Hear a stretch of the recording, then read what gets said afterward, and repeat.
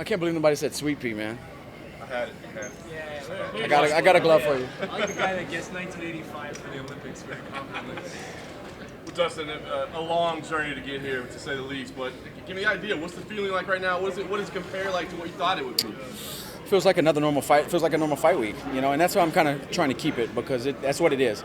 I don't want to put any extra added pressure. You know, this is my 22nd or 23rd fight with the company, maybe more. So around there. It's just another fight week. It's just another fight. I've done it, like I told these guys, 40 times. It's my 40th mixed martial arts fight. Just having fun, you know, keeping the vibes good, and that's what it's all about for me. The work's done. Now it's just time to perform, focus on the weight, have some fun, man. I've worked my ass off to get here. I just want to enjoy the moment. It's interesting, your journey, because, you know, you look like a guy like Adesanya who's gone right up the ranks, like, super fast. You had to grind a little while first. I mean, do you think that's better or worse to have to, like, really pay the dues to get to where you are? I always respected those guys like Bisping and Robbie Lawler and guys who had to overcome a lot of things and still make their dreams come true. So I take pride in that, but that's how my whole life has been. I haven't made it fast anywhere. I had to work my ass off for it in everything, and so that's just what I'm accustomed to, man. Was this a rematch you ever even thought about having? I mean, Max is obviously a fun guy. I'm sure you're probably a fan of the way he fights. I mean, did you ever think down the road, like, it could be fun to run that back? I knew he was a big guy, and I thought, you know, it wasn't like something I thought about often, but there were times where I've seen him, like when I was supposed to fight Joseph Duffy. I think I ran into him in Ireland, and I was like, man, this guy's got to be 190 pounds. He looks huge. And I was like, he's probably going to move up. You know, he's still young and growing, but I didn't think I'd be fighting him for the world championship this soon or right now. You know, I honestly thought I was going to be fighting Tony or Al Quinta maybe. I didn't know. I was getting antsy in Florida because I went there beginning of January with no fight. I just felt something big was coming, so I went there and started training. And I thought I was going to be one of those guys, and then they called me with this one. And, you know, sometimes the stars align. A lot of people say a lot of things, but I feel like this is no accident. You know, I put in a body of work to earn this, and I'm going to take advantage of it. I know you guys were babies the first time you fought, man. There's nothing you can take from it technique-wise, I wouldn't think. But is there anything you learned about character or, you know, just a man, like when you do spend, you know, time in the cage? Is there anything that you can take from that night that'll help? I have a lot of respect for the guy, and that, you know, as a person, I remember when I beat him, he came to the locker room after and started talking to me, asking me, I guess he read somewhere that I cook a lot and stuff. He's like, so you cook and stuff? He was just a normal, down-to-earth kid, man. Really, you know, really good guy. And we kind of spoke a little bit at UFC 199. We both fought. He fought Lamas, I fought Bobby Green that night.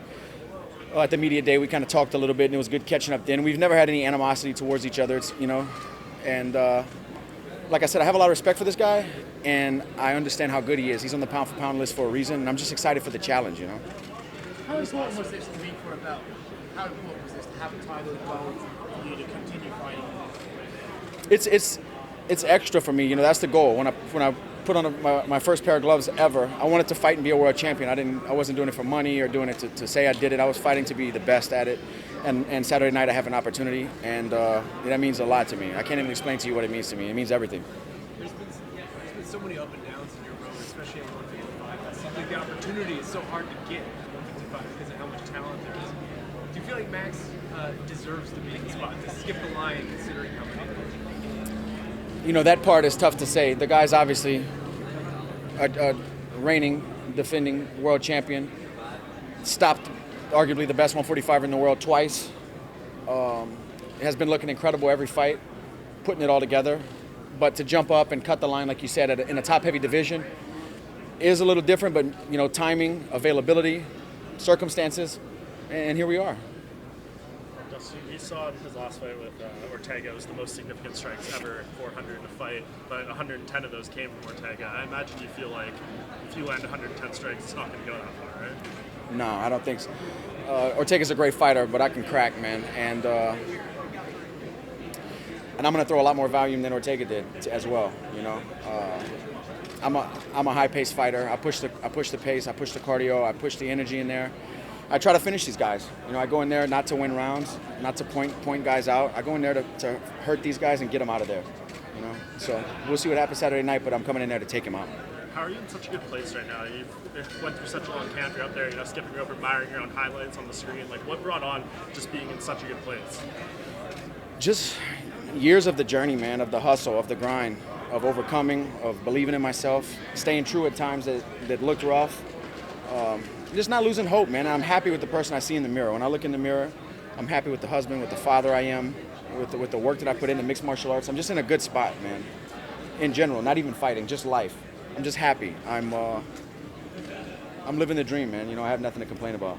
Listen, do you think you can trade shots with him, or or does this have to be technical? I mean, he's a featherweight, obviously moving up, but you said he's big. I mean, do you think you can stand and just trade, or do you Can he trade shots with me? Is the question. That's the question. Final question. How's all the charity stuff going? I know Alan Joban joined. Yeah, so I'm excited about that. Alan's going to auction off his fight kit as well and donate it to my charity. We've got a big goal of building a playground, and you know that's going to be expensive. It's going to be on an elementary school, so it has to be done by code, and this equipment and stuff is going to be pricey. We're going to get it done one way or another. My wife already spoke to it's a young kid who died of a very rare brain disease, had a dream that his school would have disabled equipment for the kids in his class. And when I heard that, I thought that was just such a, you know, most kids in that position, nothing against that, but most kids want to go on a shopping spree, want to go to Disney. This kid wanted everybody to benefit from a dream he had, and I think that's beautiful. So we owe it to him to make that happen, and we're going to make it happen one way or another. So hopefully we get some good money for the fight kit and some good donations. You can check out the cause and the whole story at thegoodfightgroup.com. It's the Good Fight Foundation is a charity me and my wife started. When I was moving, I had a bunch of fight-worn stuff at the house, and I was like, what am I going to do with all this bloody stuff? And we sold, this is before the charity started, we sold it and gave the money to a fallen police officer's wife and daughters. And we said, man, let's keep doing this. You know, I have a platform to spread this out, so I'm just trying to do some good. Give people a reason to cheer, give myself another reason to fight, and just do what's right, man. Just a quick follow-up on that. What's the most you've been able to raise so far while you've been doing this? This last one was a big one. We did my last fight with Eddie. We did 500 backpacks filled with school supplies. At a middle school me and my wife went to, we gave every kid there a backpack filled with school supplies, every kid in the school. And we also bought a couple computers and some classroom supplies and stuff for an alternative program that I was in to get put back in my right grade because I got in a bunch of trouble. So, and my teacher was still there from middle school. So that was cool. Yeah, that was pretty cool. The money we raised, I think I don't know the exact numbers, between 8,000 to 10,000 for my fight kit. What was that teacher's reaction when they came back and saw you? It was awesome. She's a great teacher, man. She's been helping kids, like troubled youth and stuff, in an alternative program for a long time at this school. She's been, year after year, she's up for awards, and it was awesome to see her again and hug her. It's been a long time. Her son, crazy enough, her son is actually training mixed martial arts, so it's insane, man. Does she remember you? Oh, of course. Yeah. All right, guys. Hey, you say you make a promise to your wife that you're going to bring the belt back home. And you think you're going to be able to do that? She promised me I was going to do it. I do. I believe I'm going to win Saturday night. And a lot of people want predictions. It's going to be a tough fight. This might be the best fight anybody's ever seen. You know, I don't know. This is going to be a grueling fight, I believe. He's going to be in there with no quit, as am I. And I'm going to walk away with the belt. Like I said, I don't know a prediction, but I feel like I'm going to stop him, and it's going to be one for the times. I don't believe in you too, man. Good luck. Thank you so much, sir. All right, guys. Thank you.